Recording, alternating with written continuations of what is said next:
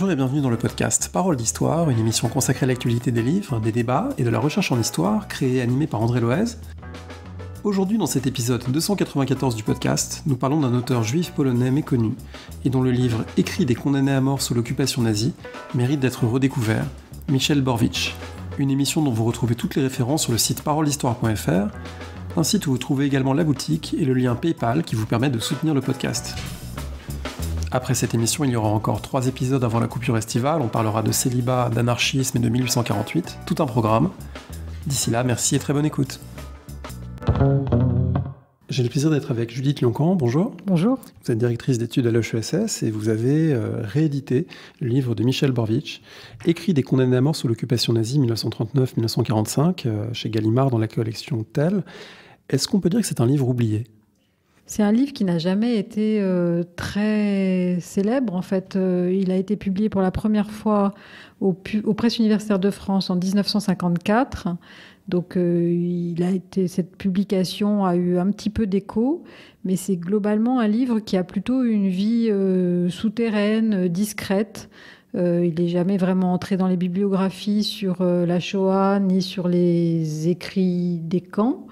Donc c'était un livre qui avait besoin vraiment d'être remis en lecture, même s'il existait une édition en folio, Histoire, qui datait donc de 1996, je crois, et qui méritait donc d'être reprise parce qu'il n'y avait pas vraiment d'appareil critique, il n'y avait pas d'introduction, donc il fallait vraiment accompagner le livre pour lui donner une nouvelle vie.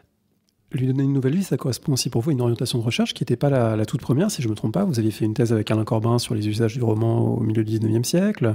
La question de la littérature et de l'histoire, évidemment, est encore au cœur de ce travail. Mais est-ce qu'on peut dire que dans votre parcours, il y a eu une bifurcation polonaise ou qu'il y a eu une bifurcation vers l'histoire de la Shoah ? Disons qu'il y a un chemin polonais qui s'est ouvert, mais que mon travail reste en partie un travail de 19e qui travaille sur les rapports entre histoire et littérature. Ce qui s'est passé, c'est qu'en 2009, j'ai préparé pour les éditions La Découverte avec une collègue et amie Daina Ribar un petit livre qui s'appelle L'historien et la littérature et qui était un livre de synthèse sur les différentes problématiques qui s'offrent aux historiens, qui s'ouvrent aux historiens quand on travaille avec des textes littéraires. Et donc avec Daina, on s'était un peu réparti les sujets. Et on avait décidé que je ferais la partie sur le témoignage. Donc j'ai lu à ce moment-là une partie de la bibliographie sur le témoignage, notamment le livre d'Annette Wevorka, L'ère du témoin.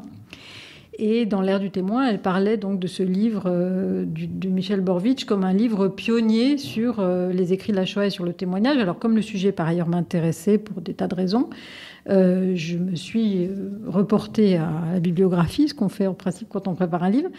Et donc, je lis ce livre, et ce livre m'intrigue énormément. Il m'intrigue pour plusieurs raisons. D'abord, parce que je ne comprends pas très bien qui est l'auteur. Je suis un petit peu intriguée par le parcours. Je ne comprends pas exactement de quoi il est question dans ce livre, donc c'est toujours bizarre. Et puis, je suis très étonnée par la fermeté du propos sociologique sur l'écrit, c'est-à-dire sur le fait de tenir l'écrit comme l'objet de la recherche et pas juste comme une source sur l'histoire dont il était question, qui est à la fois l'histoire de la résistance, l'histoire de l'extermination des Juifs, puisque le terme Shoah n'est pas utilisé évidemment dans les années 50. Et je suis étonnée par la position méthodologique, disons. Et donc à ce moment-là, j'ai commencé à essayer d'en savoir plus sur l'auteur, sur son parcours. Et puis, je me suis un peu laissée prendre au jeu. Donc, en effet, c'est cette bifurcation polonaise qui s'est ouverte à ce moment-là, vers 2010-2011 dans mon travail, et qui m'a occupée pendant une dizaine d'années, enfin, qui continue à m'occuper, mais qui a vraiment été centrée sur l'idée de faire l'histoire de ce livre. Est-ce que c'est une bifurcation aussi linguistique qui vous a amené à découvrir ou peut-être maîtriser en partie le yiddish, le polonais? Est-ce que vous avez dû vous confronter à ces langues? Je me suis confrontée à l'altérité de ces langues, mais j'ai beaucoup travaillé avec des amis, des traducteurs, en particulier avec donc Agnieszka Grodzińska, qui est traductrice du polonais et qui était professeure de littérature et de civilisation polonaise à la Sorbonne, et qui est vraiment devenue une sorte de... On a été un binôme borowiczien pendant des années, puisque grâce à elle, en fait, j'ai pu avoir accès à toute la partie polonaise de l'œuvre de Borowicz qu'on a traduite ensemble. Donc, je ne peux pas dire du tout que je maîtrise le polonais. Enfin, peut-être que si j'avais eu 15 ans de moins quand je m'y suis mise, je l'aurais fait. Mais de fait, je n'ai pas du tout investi linguistiquement le domaine. Cette parution, c'est l'aboutissement d'un travail de plusieurs années. Vous avez, entre-temps, notamment travaillé sur une poétesse que Borowicz lui-même avait encouragé publier, Janina Echeles. Donc, il y a eu plusieurs étapes dans ce travail, dont celle-ci. Alors, en fait, donc Janina Echeles, c'est une enfant au moment des événements. Donc, en 1943, elle a 12 ans. Elle est dans le même camp, on va y revenir tout à l'heure, que Borowicz, donc un camp qui était dans les faubourgs ouest de la ville de Lwów, en polonais, Lviv aujourd'hui en Ukraine, le camp Janowski. C'était une orpheline et c'était une enfant poète. Et donc, au milieu des années 2010, donc, il a été question avec une collègue du Mémorial de la Shoah, Livia Parnes, de préparer une édition du texte de témoignage que cette jeune fille avait écrit juste après ça. Elle s'est évadée du camp, grâce à Borowicz en partie, et elle a tout de suite écrit à l'hiver 1943-44 des espèces de mémoires à chaud, sur son expérience du ghetto à Lwów et puis du camp. Et ce texte a été publié notamment par Borowicz, mais aussi par une autre femme très importante dans cette histoire qui s'appelait Maria Orberg-Marianska, en 1946 à Cracovie. Et donc, ce texte, qui est un texte de témoignage assez incroyable, sur premièrement sur l'expérience du ghetto à Lwów et puis du camp, vu par une petite fille. Donc le livre s'appelle « À travers les yeux d'une petite fille ou d'une jeune fille de 12 ans », plutôt d'une fille de 12 ans, n'avait jamais été traduit en français. Et donc je me suis occupée avec Livia Parnes de l'édition critique de la traduction française, qui était une opération assez compliquée, parce que le texte avait plusieurs strates qu'il fallait arriver à montrer, tout en expliquant ce que c'était que les conditions d'écriture de ce témoignage. Ce travail critique, il a aussi ses difficultés pour le livre dont vous assurez l'édition critique aujourd'hui, celui de Michel Borowicz, parce que vous avez travaillé avec des archives en France, des archives à Yad Vashem en Israël. Il a fallu rassembler des éléments sur aussi bien l'auteur que les conditions de collecte des textes, de la rédaction du livre, de sa réception. Vous êtes allé où pour trouver tout ça ? Alors là, on rentre un peu dans l'histoire du livre. On va peut-être en parler. Alors, pour répondre directement à votre question, les trois lieux principaux d'archives concernant Borowicz, c'est les papiers de Borowicz déposés à Yad Vashem, donc qui ont été déposés juste après sa mort. Donc, il est mort en 1987 par sa légataire, donc sa fille adoptive, si on peut dire, Ina Reinert, Ina Rakavi. Donc ça, c'est un premier fonds qui est un fonds énorme, qui n'a jamais été exploité par ailleurs, qui n'est pas classé, qui est un fonds de papier qui correspond à il y a plus de 60 boîtes d'archives non classées. Ça, c'est un premier fonds. Le deuxième fonds, c'est un fonds qui est parisien, qui est à la Bibliothèque polonaise de Paris et qui est un petit fonds de papier de Borowicz qui est à l'intérieur d'un fonds d'archives déposé par sa dernière compagne, Teresa Gnojska. Et donc, à la Bibliothèque polonaise de Paris, sur l'île Saint-Louis, il y a un petit fonds de papier Borowicz. Et puis, il y a toutes les archives qui correspondent à la partie polonaise de son activité comme historien de la Shoah, donc entre 1944 et 1947, la date où il est parti en France, et qui sont, pour l'essentiel, à l'Institut historique juif de Varsovie. Ma question, au fond, c'est, parce qu'il y a aussi des étudiants qui nous écoutent, tout le monde n'est peut-être pas familier avec cette notion d'édition critique. Qu'est-ce qu'on dit quand on fait ça ? C'est quoi comme genre de travail d'historienne ? En fait, c'est un travail qui implique une forme de compétence qui n'est pas très loin de ce qu'on fait quand on fait une édition critique littéraire. C'est-à-dire que c'est une compétence philologique, au fond. On essaie de comprendre les strates dont est constitué un travail, une œuvre. Surtout une œuvre comme ça, qui est une œuvre qui a voyagé, qui est faite des différentes strates de la vie de l'auteur. Et donc, on essaie de comprendre, en gros, qu'est-ce qui constitue une œuvre intellectuelle à la fois du point de vue de la documentation, donc voilà, quelle a été la bibliothèque avec laquelle Borovitch a travaillé, la bibliothèque donc d'écrits de la Shoah, et puis la bibliographie, donc la bibliothèque secondaire. Et puis, on essaye de comprendre, et alors là, c'est plus une dimension proprement philologique, puisque c'est un texte qui est publié en français en 1953, mais qui est un texte polonais, si on peut dire. Enfin, d'ailleurs, ça se sent même dans le français de Borovitch, puisque Borovitch a traduit lui-même une partie des œuvres qu'il avait écrites en Pologne, une partie des œuvres qu'il avait écrites en Pologne entre 1944 et 1947, quand il est devenu un historien de sa propre expérience, c'est-à-dire à la fois un résistant, un prisonnier juif dans un camp de travail forcé et d'extermination, et ensuite, et puis avant plutôt, un prisonnier du ghetto de Lvov, Lemberg, en allemand, pour les Allemands. Donc, il fallait mettre en fait une édition critique, c'était mettre à jour en fait tous les constituants d'un texte, comme on fait pour un texte littéraire en fait, où on essaye de mettre en évidence les sources, les brouillons. Alors là, on n'a pas de brouillon, mais par contre, on a ce qui constitue la matrice du livre en français. Alors, il faut essayer de retracer le parcours de Michel Borovitch. On en a un tout petit peu parlé déjà, puisque vous avez dit qu'à la fin de la Deuxième Guerre mondiale, il se fait historien, et c'est là qu'il collecte une large part du matériau qui forme ensuite le cœur de son livre, donc écrit des condamnés à mort sous l'occupation nazie. C'est quelqu'un qui est né, j'ai envie presque d'utiliser l'expression de Stefan Zweig, dans le monde d'hier. Il est né en 1911. En Autriche-Hongrie, dans une famille de juifs plutôt sécularisés, dans un monde très très différent de celui qui deviendra celui de l'entre-deux-guerres, la Deuxième Guerre mondiale.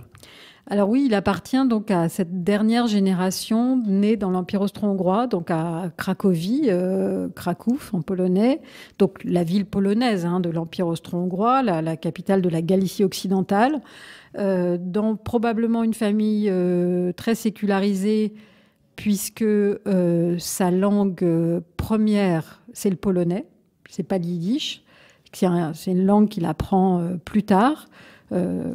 Et donc qui grandit dans la Deuxième République de Pologne, donc voilà, dans la Pologne nouvelle, celle qui naît après la fin de la Première Guerre mondiale, en s'identifiant complètement à la construction patriotique républicaine de cette Pologne. Alors il est socialiste, donc marxiste, mais c'est pas du tout quelqu'un qui s'identifie au mouvement national juif, donc il est pas bundiste, même s'il s'intéresse. Alors il s'intéresse par contre un peu au sionisme politique, puisqu'on le voit militer dans le parti Poale de Sion un petit peu, mais il est surtout membre du Parti socialiste polonais. Et donc c'est quelqu'un qui s'identifie à une certaine vision de ce que pourrait être la Pologne, qui serait une vision aussi multiethnique, pluraliste, non catholique, qui est un projet qui reste un rêve pour lui. Mais il voit quand même dans l'entre-deux-guerres. C'est un étudiant à l'université de Cracovie. Il écrit de la littérature, il écrit de la critique littéraire, il fait de la radio, il écrit des pièces de théâtre. C'est quelqu'un vraiment qui s'identifie à un projet culturel, national, républicain, pluraliste. Ce qui est relativement rare, en fait. En fait, pour sa génération, ça l'est pas tant, mais c'est vrai que rétrospectivement, ça paraît un peu onirique. Il appartient vraiment à un milieu antifasciste. Il est très impliqué dans les luttes et s'intéresse énormément d'ailleurs aux circulations européennes de l'antifascisme. C'est quelqu'un qui s'intéresse à Malraux, il s'intéresse à la guerre d'Espagne, il écrit un roman en 1938 qui s'appelle Amour et race, en polonais, donc, qui raconte la difficulté des relations amoureuses dans l'Allemagne nazie. Donc, c'est vraiment quelqu'un qui s'identifie à une jeunesse européenne pluraliste, antifasciste. Et en ce sens, il est assez proche de l'antifascisme, de plein de jeunes antifascistes qu'on peut trouver en France, en tout cas jusqu'à la fin des années 30, et qui regardent avec une inquiétude très grande ce qui se passe en Allemagne. Alors, il n'est pas originaire, vous l'avez dit, de Lvov, mais il finit par y atterrir au cours de la Deuxième Guerre mondiale, après un parcours assez heurté, puisqu'il n'est même pas en Pologne quand les hostilités éclatent. Voilà. Donc là, il y a déjà des pérégrinations assez complexes. Alors, donc, ce qui se passe, c'est qu'il est étudiant à l'université de Cracovie jusqu'au moment où la guerre éclate. Enfin, il a commencé disons, il est actif dans la vie culturelle de Cracovie au moment où la guerre éclate. Mais il est parti en Suisse, probablement pour un congrès de Poale de Sion, donc sioniste, en 1939, au moment où la guerre éclate. Et donc, au moment où la guerre éclate, eh bien, il veut rentrer chez lui, probablement voir ses parents, etc. Donc, il fait tout un périple, évidemment, pour éviter l'Allemagne, en passant par le sud. Et donc, il finit par retourner à Cracovie. Et là, il comprend qu'il ne faut absolument pas rester. Et donc, comme 250 000 Polonais, il décide de fuir vers la zone occupée par les Soviétiques. Et donc, il se retrouve dans la ville de Lvov, à l'époque polonaise, qui se trouve occupée par les Soviétiques. Et donc, il va vivre dans la ville occupée par les Soviétiques comme jeune écrivain entre 1939 et 1941. Et ça, c'est son premier contact avec le monde communiste. Et c'est un contact dont il va retirer un anticommunisme absolument radical et qui va être une constante de sa vie jusqu'à la fin. Sachant que c'est la période où les soviétiques exécutent et font exécuter une partie des élites intellectuelles polonaises. Borowicz aurait complètement pu être parmi les victimes de Katyn. Sauf qu'il n'était pas un officier polonais, donc il n'était pas assez haut dans le... Voilà, mais il n'aurait pas pu être dans les victimes de Katyn. Par contre, il aurait pu être déporté à l'Est, comme beaucoup de bourgeois socialistes polonais qui ont été déportés. Lui, il fait partie donc de ce groupe d'écrivains polonais. Alors, il accepte de s'inscrire à l'Union des écrivains soviétiques. Alors, ils sont très nombreux à ce moment-là, et c'est une ville... c'est très intéressant ce qui se passe à Lvov entre 39 et 41, parce qu'en fait, il y a une espèce de concentration d'intellectuels polonais d'origine très différente. Et pour lui, c'est un moment où il découvre quelque chose qu'il ne connaissait pas bien, ou de loin, ou qu'il n'avait pas trop intéressé jusque-là, qui sont les intellectuels juifs yiddishophones. Et en fait, il raconte que son premier contact intellectuel avec le yiddish, comme langue de culture et pas comme la langue, du peuple juif polonais mal assimilé, auquel évidemment il ne tient pas du tout à s'identifier, c'est à Lvov entre 39 et 41. Alors, cette période, cette séquence d'occupation soviétique, évidemment, ne dure pas si longtemps, puisqu'il y a l'offensive allemande, et du coup, toute la Pologne passe sous différents statuts en fonction du lieu dans l'orbite de l'Allemagne nazie, et Lvov devient un lieu de persécution directe, avec même un camp, le camp Janowski, ou de la rue Janowska, dans lequel Borowicz finit par être enfermé. Donc en juin 1941, toute la zone orientale de la Pologne est envahie par l'armée allemande, et donc il y a des pogroms dès l'été 1941 à Lvov. D'ailleurs, Janina Echeles raconte ça parce que son père est une victime de ces pogroms de l'été 1941, qui ont été beaucoup étudiés, dont on trouve par exemple une étude dans le livre de Marie Moutier, le livre récent de Marie Moutier. Et donc, le piège se referme sur cette population juive qui s'est réfugiée à Lvov en pensant échapper à la persécution. Et donc, dès l'automne, il y a un ghetto qui est formé à Lvov, l'hiver 1941, et il y a un camp de travail forcé qui est construit par les Juifs prisonniers, donc aussi à l'hiver 1941-1942, dans le faubourg occidental de Lvov, donc qui est un lieu en fait qui sont c'est une ancienne usine, comme beaucoup de camps, où il y a donc des installations et où on fait construire des baraquements autour de ces installations industrielles. Et à proximité d'une gare, c'est très important, puisque ce camp va servir aux industries d'armement allemands, notamment pour produire beaucoup de vêtements, d'uniformes, etc. Lui-même finit par être enfermé dans ce camp et même condamné à mort. Alors oui, ça c'est un épisode, on reviendra peut-être sur l'écriture un peu spécifique de Borowicz, c'est un épisode qu'il aimait bien raconter parce qu'en fait il était intéressé à raconter les histoires qui singularisaient son expérience plutôt que d'être, je dirais, un prisonnier juif parmi tous les prisonniers juifs. Donc il est dans le camp de Lwów, dans le camp Janowski à partir donc de l'année 1942, de l'automne 1942. Et là, il va très vite. C'est un jeune homme. Il est dans la force de l'âge et il a pas du tout. Il est très combatif apparemment. Et très vite, il se met à organiser des activités de résistance, qui sont d'abord des activités de résistance intellectuelle, donc soirées, lectures, donc de ne pas se laisser prendre par l'ordre du camp, l'ordre concentrationnaire, et puis d'organiser aussi des contacts avec l'extérieur, de faire entrer des armes dans le camp.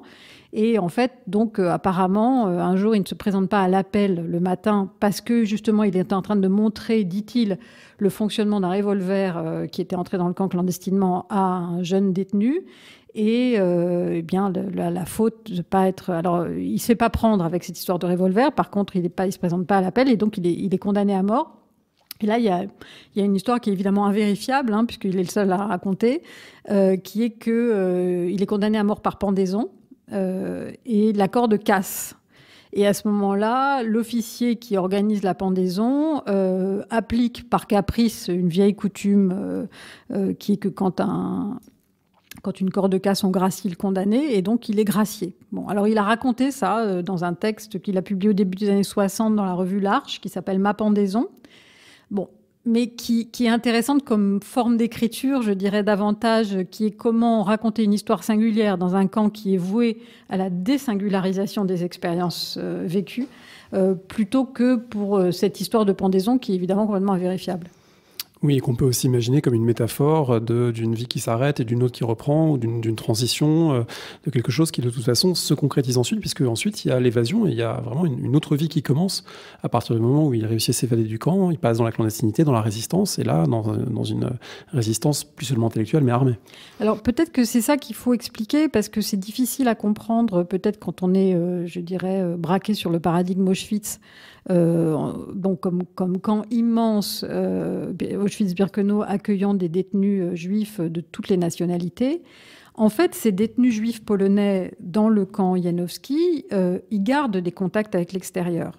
Alors d'abord parce que le camp n'est pas hermétiquement clos, parce que beaucoup de brigades de prisonniers de travail forcé vont travailler pour des entreprises qui utilisent des esclaves, mais qui se trouvent à l'extérieur du camp. Donc en fait, les occasions de contact sont très nombreuses avec la population polonaise juive qui est encore dans le ghetto jusqu'à la liquidation du ghetto, ou dans la ville, et non juive, dans la ville de Lwów ou aux environs. Oui, c'est pas un lieu au milieu de nulle part, créé ex nihilo, voilà, comme le sont un certain nombre de centres de mise à mort nazis. Donc on n'est pas du tout dans... Alors, par contre, c'est un camp de transit vers un centre de mise à mort, qui est vraiment beaucoup plus hermétique, qui est Belzec, et une partie des Juifs de Lwów transite par le camp Janowski, qui est à côté de la gare de Kleparów et qui, alors elle, pour le coup, accueille si on peut dire, les trains de la mort qui vont vers Belzec. Mais évidemment, l'opération pour des jeunes hommes valides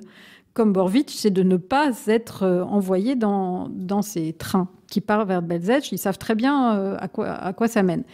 En revanche, le camp Janowski a aussi son petit centre de mise à mort, mais qui est qui est une mise à mort par balle, dans des carrières qui se situaient à l'arrière du camp, qu'on appelle les sables en polonais, et où il y a quand même, il y a des centaines de milliers de personnes qui sont exécutées, 200 000, 300 000, on ne sait pas très bien, qui sont exécutées par balle pendant toute la durée du camp. Donc c'est un énorme centre de mise à mort par balle. Bon, et donc Borowicz, qui travaille donc dans ces ateliers, mais qui reste en contact. Et là, c'est la politisation de Borowicz qui est très importante, et c'est la connexion entre l'histoire de la Shoah et l'histoire de la résistance qu'il faut vraiment voir, parce que le cas Borowicz met vraiment l'accent sur la connexion entre l'histoire de la Shoah et l'histoire de la résistance, aussi bien au niveau polonais, plus tard, on va le voir au niveau français et au niveau de la mémorialisation de la Shoah. Donc, le Borowicz garde des contacts avec des réseaux de résistants qui sont issus du Parti socialiste polonais dont il était un des membres et qui finissent par trouver un moyen de l'exfiltrer. Et à ce moment-là, c'est donc à l'automne 1943, fin de l'été, début de l'automne, il est exfiltré, il retourne à Cracovie, il change d'identité et il passe dans la résistance polonaise sous une fausse identité non juive. Voilà, ça c'est la partie, disons, 43-44. Même si par ailleurs il reste en contact avec la résistance juive, il est sous une fausse identité, il s'appelle commandant Zygmunt, dans la région de Mierów, qui est au nord de Cracovie, comme combattant des forces intérieures polonaises. Oui, avec un moment paradoxal que vous expliquez bien dans la préface, où il est à la fois déguisé en tant que non-juif pour des impératifs de survie, mais en même temps, il approfondit aussi par certains côtés sa judéité, notamment parce qu'il vole un peu du temps pour s'isoler et lire davantage en yiddish. Alors c'est aussi une chose qu'il a racontée qui est assez touchante en fait, c'est que donc il a eu ses contacts avec le monde. En fait, il a été judaïsé par le ghetto, par le camp, par le moment dont je parlais tout à l'heure entre 39 et 41. Et donc, il a acquis, à ce moment-là, il a un intérêt beaucoup plus grand pour la culture juive, si on peut dire. Et donc, il raconte que dans une opération de résistance, il met la main sur ce qui était un best-seller de la littérature yiddish de l'entre-deux-guerres, qui s'appelle « Dans les forêts de Pologne » de Józef Opatoszu.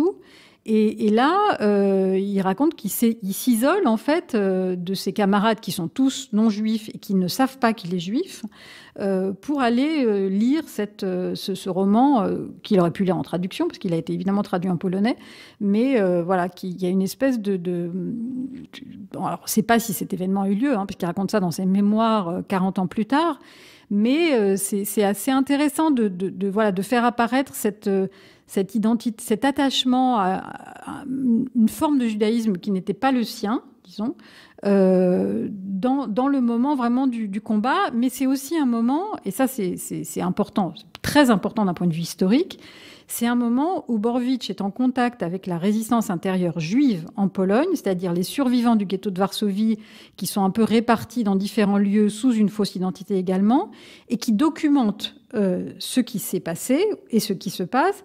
Et Borowicz fait partie du réseau qui collecte des documents, et notamment dans la région... Enfin, il envoie à la résistance intérieure juive des poèmes, d'une part les siens, et d'autre part des poèmes et des chansons qu'il a collectés dans le camp de Lwow. Et là, le Borowicz historien, donc on est en 43-44, il est déjà là, en fait. Il est déjà là dans cette collecte d'archives, dans cette collecte de documents, qui est à la fois faite pour très explicitement construire une archive de ce qui a eu lieu, et c'est vraiment le projet des archives du ghetto de Varsovie qui continue hors du ghetto de Varsovie, et en même temps de prévenir le monde de ce qui est en train de se passer en Pologne.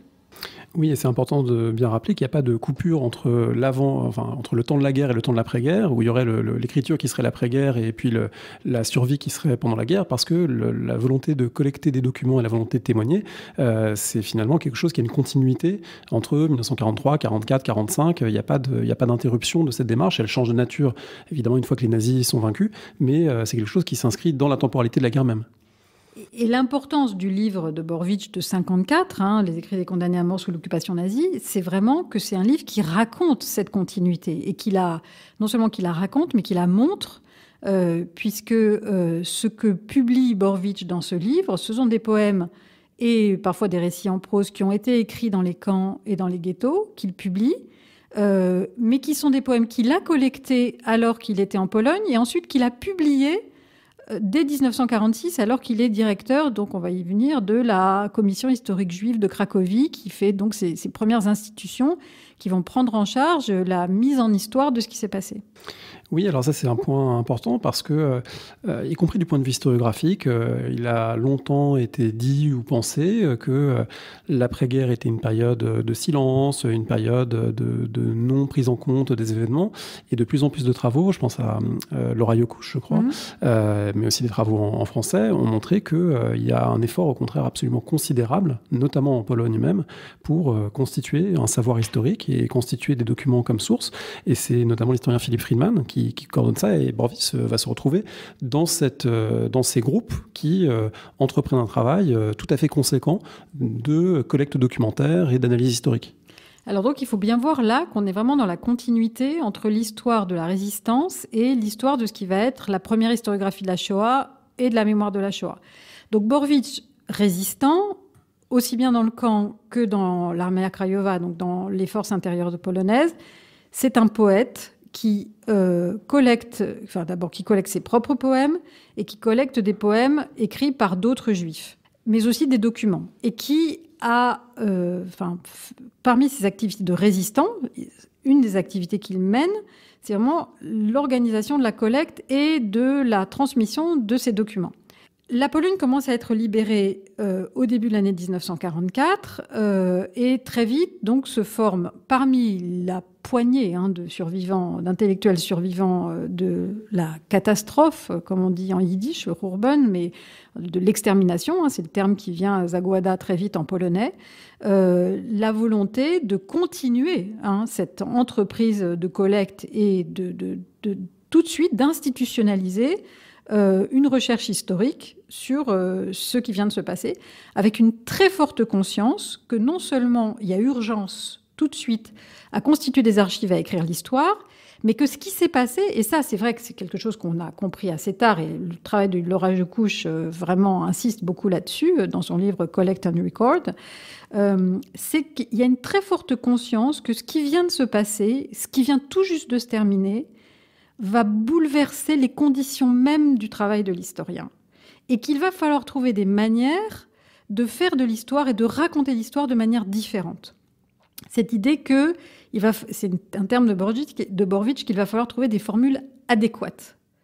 Et Philipp Friedman, donc, qui est un historien professionnel, lui, qui a été formé à Vienne dans l'entre-deux-guerres, qui a écrit une thèse d'histoire, et qui va être le premier directeur de la Commission centrale historique juive, donc qui est une institution officielle de la Nouvelle-Pologne, va donc organiser le travail de cette poignée d'activistes, de militants, qui sont à la fois des gens qui vont collecter des témoignages auprès des rares survivants, réunir de la documentation, tout ce qu'ils trouvent, même des objets, des journaux intimes, tout ce qu'ils peuvent, et commencer très vite à publier aussi bien des documents que parfois des monographies. Friedman, il est l'auteur, dès 1945, d'une monographie sur Auschwitz, qui est en fait le premier texte d'historien sur Auschwitz. Dans ce milieu, Borowicz est à la fois tout à son aise, parce qu'il a entrepris ce travail de son côté, et en même temps, vous l'expliquez, il y a certains décalages du fait que lui, la poésie l'intéresse beaucoup. Alors c'est pas forcément le matériau premier ou la matière première que conçoivent les historiens professionnels. Il a un rapport au texte qui est pas exactement le même peut-être que ceux qui sont passés justement par la formation à la critique historique, critique externe, critique interne, etc. Autrement dit, il y a à la fois une familiarité, mais aussi des formes de décalage qui expliquent pourquoi c'est un texte si singulier auquel on aboutit en 1954. Alors, c'est ça qui, moi, m'intéresse évidemment, qui est le cœur de ce qui m'intéresse en tant qu'historienne du fait littéraire, c'est-à-dire que l'expérience de Borowicz, qui est celle d'abord d'un poète, c'est qu'il est convaincu que le geste poétique, l'écriture poétique et les poèmes que ces gestes produisent constituent une source, et que justement, dans cette historiographie qui doit faire feu de tout bois, si je puis dire, et en tout cas inventer des archives nouvelles pour exprimer l'expérience inouïe de ce qui a eu lieu, la poésie est une source très importante et qu'il faut donc publier cette poésie et trouver des moyens de l'utiliser.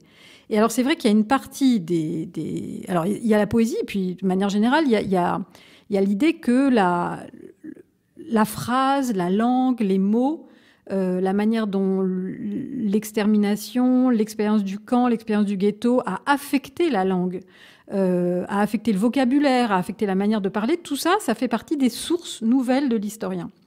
Et là, il y a des désaccords très vite entre les membres des commissions historiques juives, notamment parce que une partie de ces membres, et en particulier Philipp Friedman, sont très soucieux de produire des textes, des ouvrages qui correspondent, disons, aux critères de la recherche historique, avec la peur, en fait, de participer à une espèce d'incrédulité si on publiait des choses qui seraient trop différentes des attentes épistémologiques, on va dire, de l'histoire positive. Alors que Borowicz, lui, il dirige donc la branche cracovienne de la commission historique juive, et il se met à publier des textes qui sont, en effet, pas tout à fait, qui cadrent pas tout à fait. Par exemple, il publie des anthologies de témoignages qui sont juste des fragments Oui, il y a quelque chose d'hybride dans ce qu'il publie. Oui, il y a une espèce d'hybridité. Alors, il publie des fragments et des fragments. Alors, c'est par exemple une page de quelqu'un qui raconte quelque chose qui lui est arrivé, mais on ne sait pas très bien où ça a eu lieu, on ne sait pas qui est la personne, il n'y a pas de critique externe du texte. Bon, alors évidemment, les historiens de la commission historique ils disent ah non, ça ne va pas du tout, enfin, on ne peut pas publier des trucs pareils. Et lui, sa position, c'est que la vérité qui est à trouver dans la source, c'est dans l'expression de ce qui a été vécu. Donc, même si on ne sait pas où ça s'est passé et vraiment, si on ne va pas identifier le producteur de la source, il y a quelque chose dans la manière dont les choses sont racontées, dans l'inscription dans la langue qui fait source. Voilà. Et là, il y a un premier débat entre eux. Et le texte de 54, donc publié en France, porte la trace de ce débat dans la mesure où c'est un livre qui est en partie une anthologie de poèmes. Et ça anticipe des débats qui ont eu lieu depuis dans les années 1960-70 et jusqu'à aujourd'hui sur finalement quelles sont les transformations de langue, les transformations de formes poétiques qui ont été provoquées par l'expérience de la persécution nazie et de la Shoah. Quelle est la position de Borwick là-dessus ? Est-ce que c'est pas quelqu'un qui finalement est assez lucide sur le fait que les genres poétiques traditionnels ont été réutilisés, qu'il n'y a pas forcément une langue nouvelle qui serait née spontanément de cette expérience, que ça traverse la langue, mais c'est pas pour autant que ça bouleverse en totalité la langue. Alors, c'est une des réflexions, des problématiques, je dirais, centrales du livre « Les écrits des condamnés à mort sous l'occupation nazie », mais il faut peut-être revenir un tout petit peu en arrière. On connaît évidemment l'entreprise tout à fait extraordinaire de Victor Klemperer, qui est donc son journal, et ce livre qu'il publie en 1947, donc vraiment en même temps que les commissions historiques juives polonaises travaillent sur la langue du Troisième Reich. Donc avec cette idée de faire une espèce d'inventaire des nouveaux mots et de ce que le nazisme a fait à la langue. Et ce qui est intéressant, c'est que cette entreprise de Klemperer, en fait, elle est menée en parallèle en Pologne par un autre historien, devenu historien plutôt, littérateur devenu historien, qui s'appelle Nachman Blumenthal, et qui, exactement en même temps que Klemperer, mais qui, alors pour le coup, est dans le même réseau que Borwick, écrit une espèce de dictionnaire qui s'appelle Mots innocents, qui est évidemment un titre antiphrastique, puisqu'aucun de ces mots n'est innocent, dont on connaît en fait, dont un seul volume n'a jamais été publié, il n'a pas terminé, donc ce livre, Mots innocents, qui est publié en 1947 à Varsovie, et qui est aussi un dictionnaire de la langue nazie. Et Borwick fait partie de ce groupe de gens qui essayent de comprendre ce que l'expérience de ce qui vient de se passer, donc le nazisme, la persécution, l'extermination, a fait à la langue. Et tout le livre, Les écrits des condamnés à mort, est une réflexion sur ce que ça fait à la forme poétique. Et donc, il observe, il a conçu un corpus de poèmes, et donc en sociologue de la poésie, c'est déjà quelque chose qui n'existe pas vraiment, il observe sur ce corpus ce qui a changé, ce qui n'a pas changé. Et ce qu'il remarque, c'est que beaucoup de poèmes donc de juifs enfermés dans les ghettos et dans les camps utilisent des formes patrimoniales anciennes, des ballades, des choses, pour formuler une expérience qui est nouvelle, mais qu'il y a très peu d'innovation formelle. Et il essaye d'expliquer pourquoi. Alors pourquoi ? La première réponse qui vient à l'esprit, c'est qu'en fait, la forme permet la mémorisation et le partage, alors qu'un poème en vers libre qui serait complètement inventé n'aurait pas cette fonction collective. Et en fait, ce qu'il met en avant, c'est aussi la fonction collective de la poésie. Et là, on en vient à la question du rapport entre poésie et résistance. Et on en vient du coup à une démarche qui est devenue une démarche sociologique. Et pour ça, il faut partir de 1947, au moment où Klemperer et Blumenthal, chacun de leur côté, travaillent, parce que c'est aussi le moment où Borwick quitte la Pologne, qui est devenue une Pologne stalinienne. C'était déjà évidemment dans l'air depuis un certain temps, mais là, les choses sont définitives, en quelque sorte, pour rejoindre Paris. Et à Paris, le résistant, poète, littérateur se fait sociologue. Et là, il y a encore une métamorphose, à la fois continuité du projet, mais métamorphosée dans la façon de le penser. Alors là, donc on est en 1947. Borwick donc se rend compte qu'en effet, membre toujours actif du Parti socialiste polonais, soit il se rallie au Parti communiste ou au Parti ouvrier polonais communiste, soit il se rallie pas, et dans ce cas-là, ça va aller mal pour lui. Et là, il décide de partir.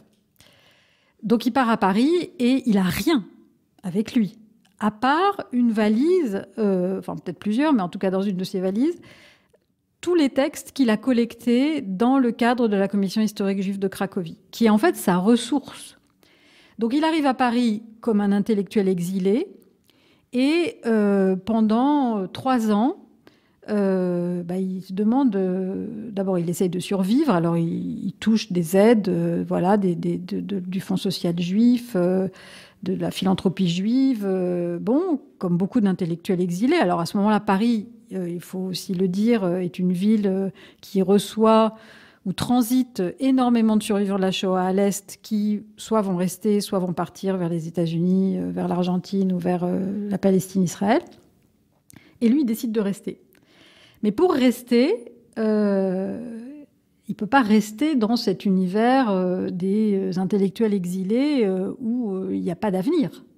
Et donc, il décide, et ça, c'est quand même un acte, c'est plus un gamin, hein, il n'a pas commencé ses études, il décide, il se lance dans une espèce de transformation, il s'inscrit en thèse à la Sorbonne en 1950, donc il a presque 40 ans.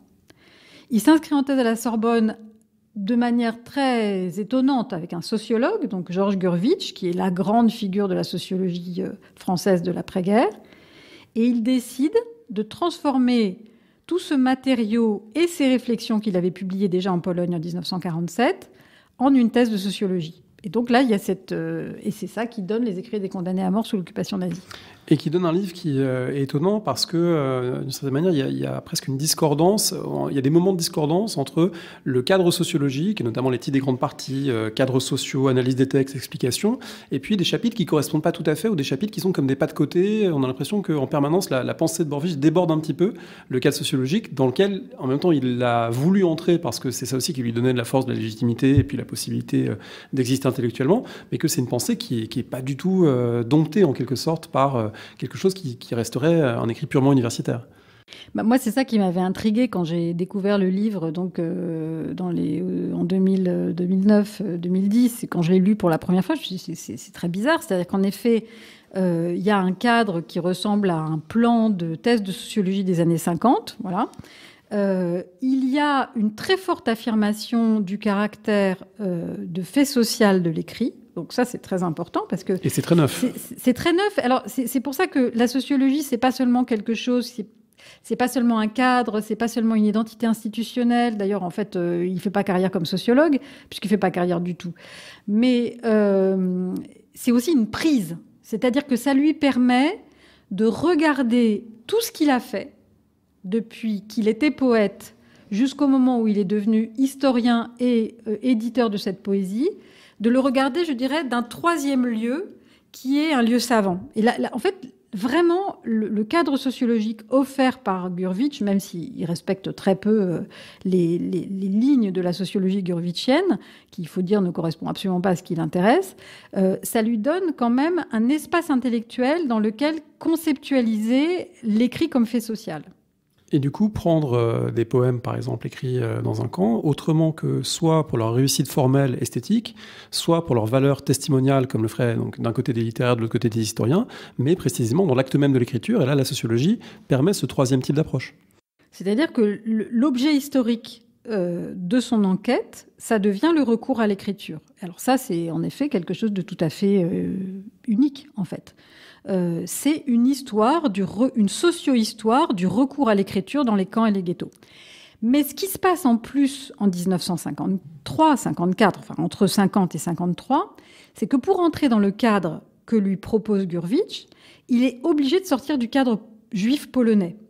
Et donc, c'est aussi une des bizarreries du livre, mais aussi un de ses intérêts, c'est qu'il se met à comparer des poèmes ou des écrits issus de l'expérience concentrationnaire des déportés résistants français, pour la plupart pas juifs, mais qui ont écrit à Ravensbrück, à Dachau, à Buchenwald, à Auschwitz, ou dans les maquis, et puis où les résistants enfermés à Fresnes, les inscriptions sur les murs de Fresnes d'Henri Calais. Bon. Donc tout ce corpus, qui est un corpus de poésie et d'écrits de la résistance, il va essayer de les mettre en relation avec le corpus juif polonais qu'il apporte avec lui. Alors, à la fois, ça marche et ça marche pas. On sait si c'était une demande de Gurvitch ou une demande universitaire française C'est-à-dire que c'était la seule manière de pouvoir... La condition de possibilité. Il n'allait pas faire une thèse... C'est-à-dire, le sujet de la thèse, c'est vraiment... Ça vise une généralité. Écrit des condamnés à mort sous l'occupation nazie. Pour pouvoir s'adresser à un public francophone, il fallait parler de l'occupation nazie en Europe en général. Et donc, le livre a une dimension européenne, parce qu'il s'est énormément documenté. Il a travaillé sur la résistance allemande, il a travaillé sur la résistance en Grèce, il a travaillé sur la résistance en Yougoslavie, un peu en Italie. Donc, c'est un livre qui a une visée européenne. En fait, les deux principaux corpus, c'est le corpus juif polonais, qui est le principal, et le corpus, franco-résistant. Mais ça, c'est-à-dire, à la fois, ça marche et ça ne marche pas. Et les raisons pour lesquelles ça marche et les raisons pour lesquelles ça ne marche pas sont intéressantes d'un point de vue historiographique, si je peux le développer un instant. C'est que, rapprochant ces deux corpus, il est obligé de formuler la spécificité du corpus juif polonais. Et ce faisant, il dit quelque chose sur ce qu'on n'appelle pas encore la Shoah. Voilà. Et c'est ça qui est incroyable dans ce livre, c'est que dans ce livre qui a l'air de parler des écrits de la résistance, il dit que ce qui s'est passé pour les Juifs polonais, en fait, même si peut-être l'ensemble de l'Europe aurait fini par être persécutée et en partie mise en esclavage et exterminée, c'est quelque chose de singulier. Donc ça l'oblige à penser la spécificité et à l'exprimer, à penser la spécificité de l'extermination des Juifs. Donc, à la fois, ça ne marche pas, parce qu'en effet, c'est assez compliqué de rapprocher les inscriptions sur les murs de Fresnes collectées par Henri Calais, d'un côté, David Rousset de l'autre, et puis les poèmes du ghetto de Varsovie. Bon. Mais en même temps, c'est une expérience intellectuelle qui est extrêmement productive. Avec cette ambiguïté formidable du titre, les condamnés à mort, parce que si en première lecture, on pourrait penser qu'il s'agit simplement de gens qui vont être fusillés le lendemain, et que c'est, entre guillemets, la dernière lettre de Guy Môquet. Mais en fait, ça va bien au-delà, parce que c'est la dernière lettre de Guy Môquet. Ça, mais c'est aussi la notion plus générale de condamnation à mort, c'est-à-dire que, en quelque sorte, tout juif polonais pris au piège par les nazis était déjà condamné à mort avant qu'une condamnation soit prononcée, ou qu'une déportation ou qu'un assassinat soit commis. En fait, condamné à mort, c'est le terme parapluie, si on peut dire, qu'il met au point pour arriver à faire tenir ensemble l'expérience des résistants politiques français et les juifs des ghettos en Pologne. Voilà, tous ces gens ont en commun d'avoir été condamnés à mort à plus ou moins courte échéance. Voilà. Qu'est-ce qu'on sait de la réception du livre, du travail d'abord, puisque c'est d'abord une thèse, et puis ensuite du livre, qui est préfacé par René Cassin, qui n'est pas n'importe qui à ce moment-là. C'est un livre qui, aujourd'hui, a été un peu oublié, mais qui a pu être marquant pour ses lecteurs. Alors là, c'est la deuxième jonction, je dirais, entre l'historiographie de la Shoah et l'historiographie de la résistance. Donc, la thèse est soutenue à la Sorbonne à la fin de l'année 1953. À ce moment-là, il y a un article dans Le Monde, qui est signé par Jacqueline Piatier, qui à l'époque, donc c'est la journaliste qui a inventé le monde des livres, mais à l'époque, elle était chargée d'une rubrique qui était une rubrique un peu secondaire, on va dire, mais qui était la rubrique des soutenances de thèse en littérature. Voilà, qui, à ma connaissance, n'existe plus. Voilà, il y avait une page, mais c'était pas une petite rubrique, c'était une page, parfois une demi-page du Monde consacrée aux grandes thèses. Donc, elle écrit un article assez long pour rendre compte de la thèse, alors qu'il y a un document, donc je cite assez longuement dans la préface, parce que c'est un document qui montre bien les cadres de réception à la fois du personnage Michel Borowicz, qui est à la fois présenté comme un ancien combattant, un résistant, mais aussi un juif, mais pas clairement. Bon. Il faut dire que lui se plaît beaucoup à brouiller les pistes. Oui, il faut dire aussi qu'il a changé de nom plusieurs fois dans toute cette histoire. Il ne s'appelait pas Borowicz au départ. En France, il s'est toujours appelé Borowicz. Donc ça, c'est-à-dire qu'il se plaît beaucoup à brouiller les pistes. Il a très bien compris que, disons, pour sa stature, il valait mieux apparaître comme un ancien résistant de l'armée intérieure polonaise que comme un ancien juif, comme un juif qui a été dans le ghetto de Lwow et dans un camp d'extermination.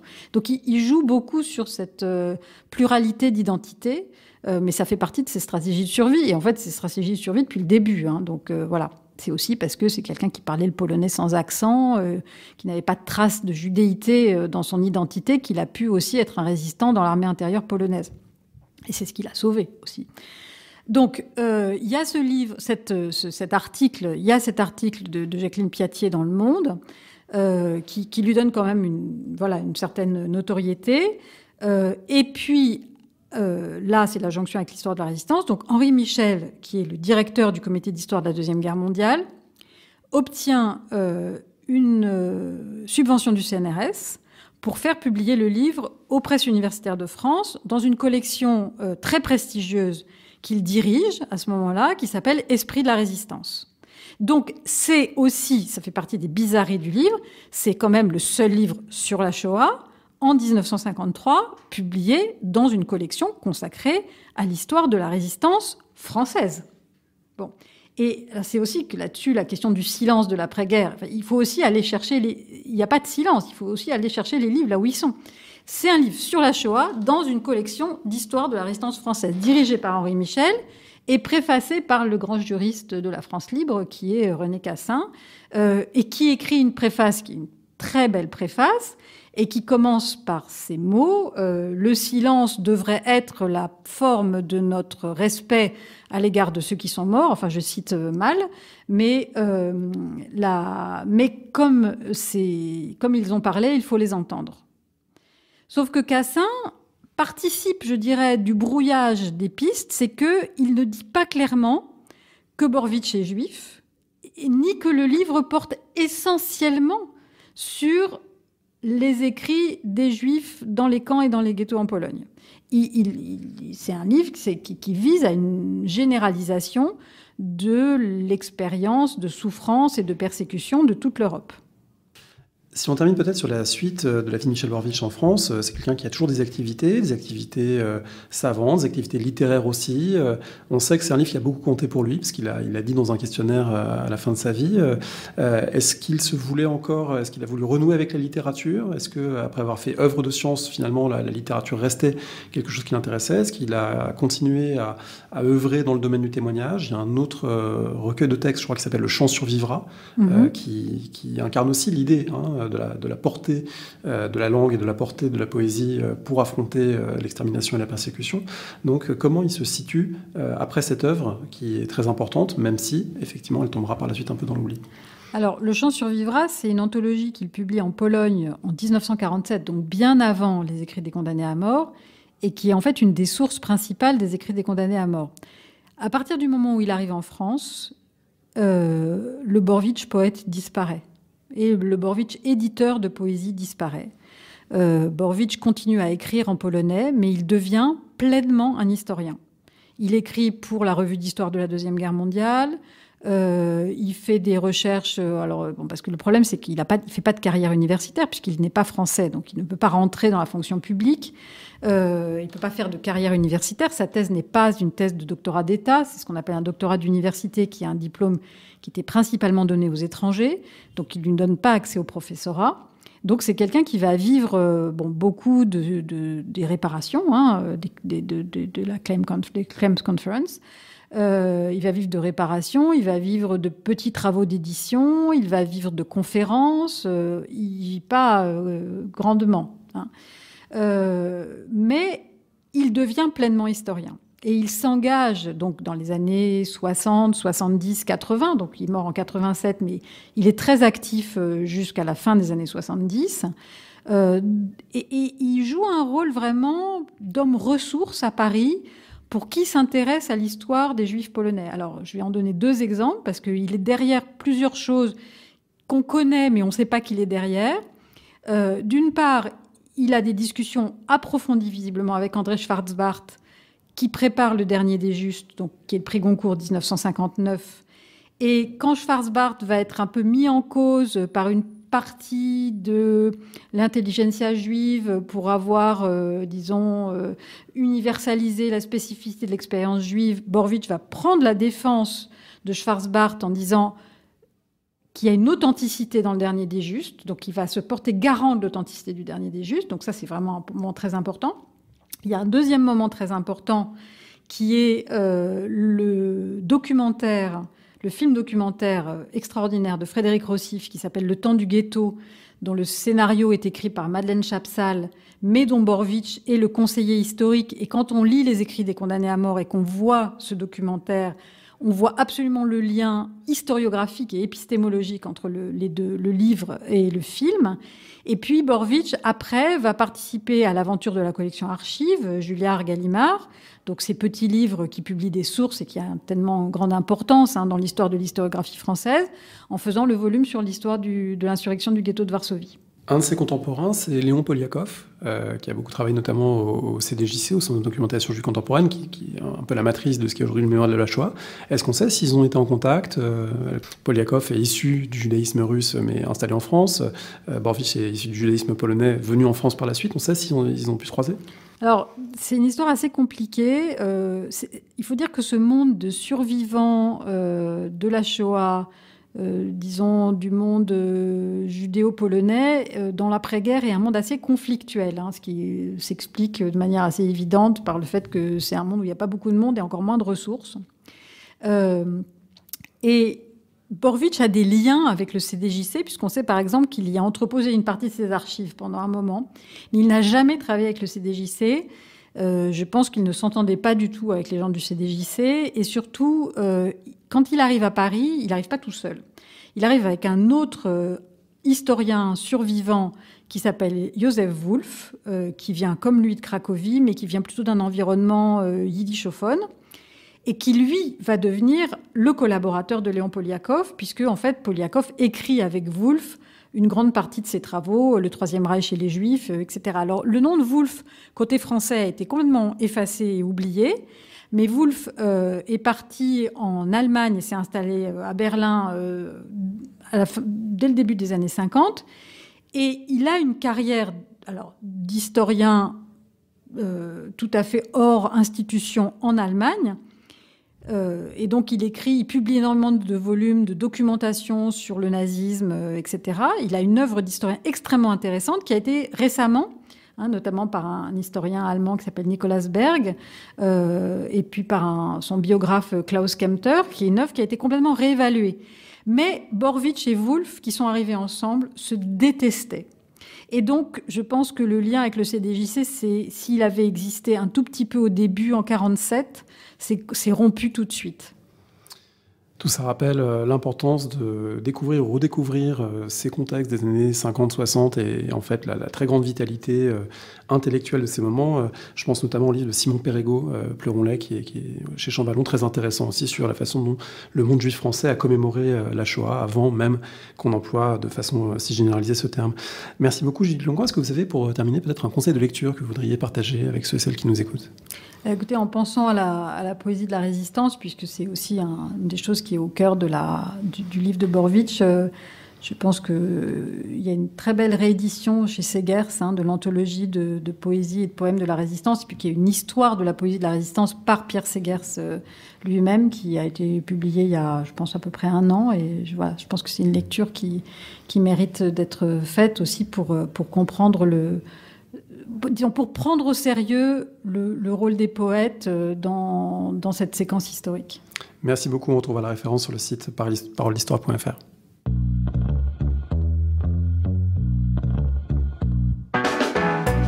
Merci de nous avoir écoutés. Rendez-vous sur le site www.parolehistoire.fr pour toutes les informations sur le podcast, pour vous abonner, écouter ou télécharger les autres émissions.